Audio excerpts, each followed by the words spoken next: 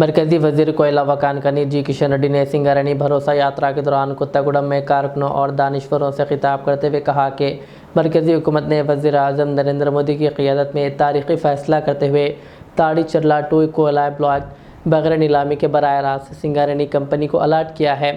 उनके मुताबिक इस ब्लॉक से आइंदा 40 से 50 बरस तक कोयले की पैदावार मुमकिन होगी, जिससे सिंगारेड्डी के मुस्तक़बिल को मजबूत सहारा मिलेगा।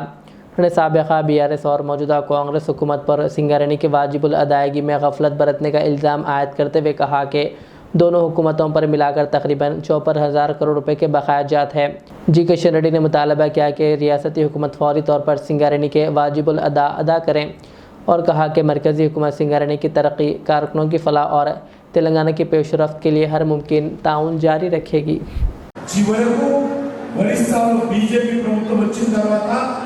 बीजेपी मुख्यमंत्री వచ్చిన తర్వాత నరేంద్ర మోడీ గారు మేమందరం కూడా అక్కడ వచ్చినటువంటి మొత్తం బీజేపీ ముఖ్యమంత్రితో మాట్లాడి సింగరేణికి చెందినటువంటి 90 కోట్ల బ్లాక్ అనుమతులు నిర్మించారు।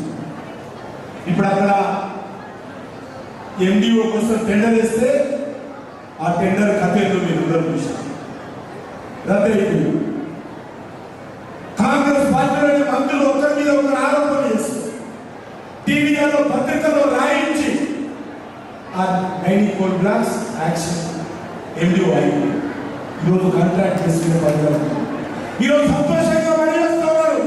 అద్భుతమైనటువంటి కోల్ బ్లాక్ ఒరిస్సా రాష్ట్రం నరేంద్ర మోడీ గారి నాయకత్వంలో తెలంగాణకి ఇస్తే ఈరోజు అది కోల్ ఉత్పత్తి జరుగుతున్నదని గర్వంగా ప్రకటిస్తా ఉన్నారు। సింగరేణికి ఆదాయం వస్తా ఉన్నదని వర్ణిస్తున్నారు। అది పూర్తి స్థాయిలో ఉత్పత్తి జరిగితే ఆ బ్లాక్ ఇస్తే దాన్ని అమ్ముకున్నాడు,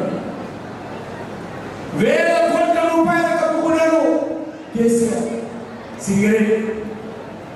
ఆ తెలివి నువ్వు కేంద్ర ప్రభుత్వాన్ని అడుగుతున్నావు కదా, ఏపీకి వచ్చినటువంటి జెన్కో క్యాప్టివ్ మైన్ సింగరేణి కార్మికులకు ఎందుకు ఇవ్వలేదు నేను చెప్తాను।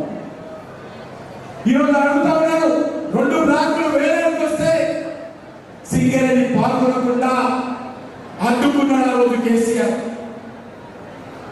అవి ప్రైవేట్ వాళ్ళు తీసుకున్నారు।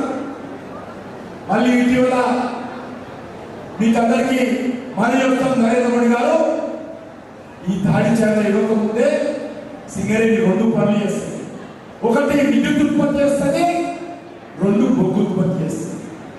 విద్యుత్ ఉత్పత్తి చేయడానికి క్యాప్టివ్ మైన్ కింద ఒరిస్సాలో 90 కోల్ బ్లాక్, మరి తెలంగాణ ఏపీ సంబంధించినటువంటి విద్యుత్ అవసరాల కోసము సింగరేణికి కూడా జరిగింది।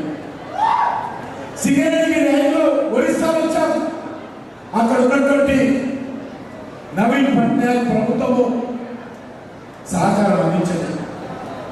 కేసీఆర్ రోజు నేను జాతీయ పార్టీ పెడతా